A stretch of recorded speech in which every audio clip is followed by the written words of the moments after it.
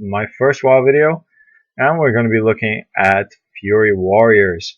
We are in Warlords of Draenor now, patch 6.0.3 or something, I don't know. But yeah, 6.0 Warlords of Draenor Fury Warrior. As you can see, this is my Fury Warrior. He's pretty badass looking. Doesn't really do much that's badass, but we're gonna go through a few very basic rotations, single target AoE, builds, specs, glyphs, everything, whatever you need, it's all gonna be here. First of all, I'm gonna show you the very basic AoE rotation. AoE is probably the simplest thing in the world for Fury Warriors, because it's literally 3 abilities, GG, well played.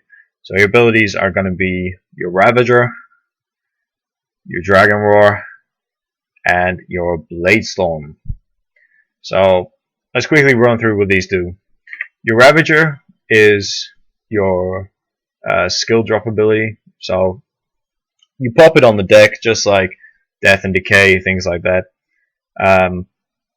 And it does AoE damage to anything within its radius.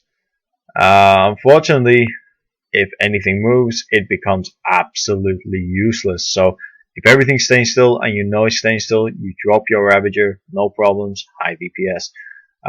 Secondly, you have your Dragon Roar, which is your instant crit, absolutely everything in the world ability. It is an awesome ability, does a lot of damage, a lot of burst, and it will also interrupt for you, providing the characters can be knocked back that you're attacking. And your final ability is your good old Blade Storm. You cannot get enough of Blade Storm, just because it is so awesome. And that's just basically spin to win, and the whole Fury Warrior rotation is spin to win. There's no two ways about it.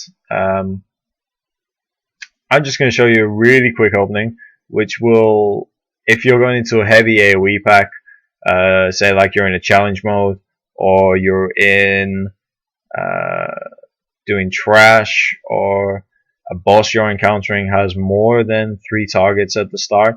Now this is probably what you want to be doing, is lining up your Ravager before you run in, then jump in, Dragon Roar, Blade Storm, all of that with your cooldown up, which is Recklessness. If it's a boss fight, obviously don't really need it for trash. Maybe you want to use it on challenge mode if you're going for big pulls. So we're just going to try and show you this real quick. And job done. You spin to win, you just sit here and job done. And that is it. You know, after that you have your Whirlwind, which against this many targets you want to be doing twice to make sure you hit all the other targets. Sometimes you may require another Bloodbath just to trigger off the next Whirlwind, as it is very hard to make rage at the moment, but I'm sure that'll figure itself out very shortly. So as you can see, 1, and then the second Whirlwind should have come in then, and then you hit both targets with your Raging Blow. So AoE, when you don't have your cooldowns, is literally your Bloodbath, Bloodthirst. I've said Bloodbath twice now, I apologize. Is your Bloodthirst to get your Enrage / Raging Blow proc. Whirlwind up to 4 times, depending on the amount of targets you have and the amount of rage you have. So say 3 targets, you would Whirlwind twice, so that when your next Raging Blow hits, you hit all 3 targets. So if there were 4 targets, you would Whirlwind 3 times, and then Raging Blow to hit all 4 targets. If you do not get any Raging Blow procs, try and save your Berserker Rage for this time, just because it allows you to hit that Raging Blow, and then you'll also be able to get another Bloodthirst after it. So when your cooldowns aren't available, that is literally your AoE rotation. There's nothing else you really need. If you're really struggling for stuff coming off cooldown and you have a Wild Strikes proc up, you know, you can always hit that. But It's nothing major. You won't lose that much. Sorry, you won't gain that much DPS. But it might help you just stay constant rather than drop in maybe 100, 200, something like that.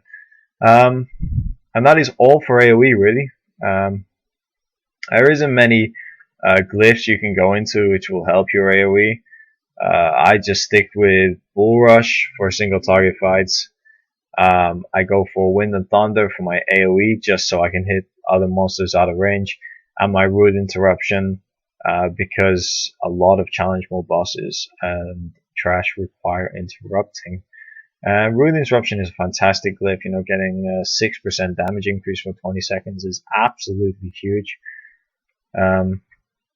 So never give up on glyphs which require interrupting, just because they're pretty awesome. They give you the most reward. There isn't many that give you huge DPS gain. I would say, or is it Unending Rage is always a nice glyph to use for single target. So if you were doing a single target, which we're going to be doing next, you probably want to swap your Wind and Thunder out for Unending Rage, just so you do not end up rage procced. Apart from that, I would keep Root Interruption up unless you know there is absolutely zero interrupting. Then I would normally go for Enrage Speed just to have a little bit more movement. So let's move on to a single target rotation. Single target now is a little different to how it used to be. I'm gonna run through the abilities to start us off with. I would go Stormbolt instead of Dragon Roar, and Bloodbath instead of Bladestorm, and I'm pretty torn at the moment. Anger management for me is actually very nice in longer encounters. So encounters that last more than 3 minutes, I do enjoy using anger management. Just because the extra bloodbath is quite nice, especially since you're going to be doing a lot of wild strikes in your single target rotation. But this is the main one here.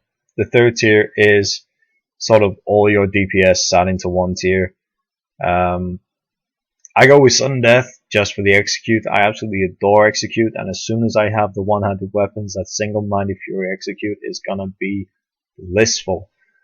Fury Strikes, you know, Wild Strike costs 25 less rage. It is great, but you don't want to be using Anger Management and Fury Strikes at the same time, because they will just cancel each other out. An Unquenchable Thirst, when your Bloodthirst no longer has a cooldown. This is great if you have very low crit chance. So this early on in the expansion, Warriors have quite low crit chance. I'm on 11.5%. So for me, it's very difficult to make that crit.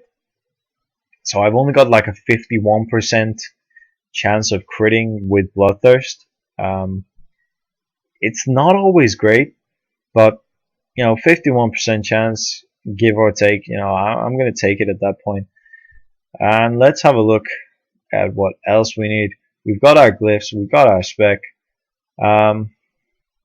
Most of the spec is not that important for DPS game, but I'm just going to sit in anger management for now, as Siege Breaker is a good ability, but I'm just not going to use it. So how do we do this? I'm just going to make quick change to my action bars, put Victory Rush on the main bar, even though we're not going to use it. Where is Mr. Single Dummy? Here he is. And all you're looking at doing is getting the opener right, because your opener is everything. When I charge in, I generally like to Berserker Rage, Bloodthirst, and then hopefully have my 2 stacks. But obviously with Stormbolt in the equation, I don't want to Berserker Rage straight away, but I do want to Recklessness straight away. And what you're looking for is Recklessness with your Bloodbath, and hope for a Sudden Death proc after your first Bloodthirst. So let's see how we do. And there's the Sudden Death proc. So you hit that, and you try to get to the 2 stacks. If you don't get to your 2 stacks straight away at Raging Blow, you take the 2 with your Berserker Rage, and then it starts your single target rotation. And all you do with single target now is pretty much anything to get 2 stacks of Raging Blow, dump your Raging Blow, and then Bloodthirst again. So you see, I'm leaving my 1 stack up. I'm still leaving my 1 stack up. I didn't quite get my 2nd stack there, so I left it, and now I have 2 stacks. Okay, so bang. It's only got 1 stack. Now I have 2. I'm going to take the 2 before I take Execute. I'm going to take my Bloodthirst, and now I'm going to take Execute while I've got high amounts of everything else up. So I had some Rage, and unfortunately I didn't get a stack there either. And I don't have the Rage to make the 2nd one. But yeah, it's pretty much it. It is a case of what you get as procs, is what abilities you can actually do. So you just mainly want to focus on your Bloodthirst and your Raging Blow. Bloodthirst every time off cooldown, Raging Blow every Raging Blow every time it gets to 2 stacks. So while it's on 1 stack, it's practically useless. But 2 stacks, you know, it's all looking good. Wild Strike on proc, Execute on proc, everything else on proc really. So see, Wild Strike's proc, Bloodbath is off cooldown. I'm gonna use that. Stonebolt and a little bit more, I think. But that's about it. Thanks very much for watching. Have a good day.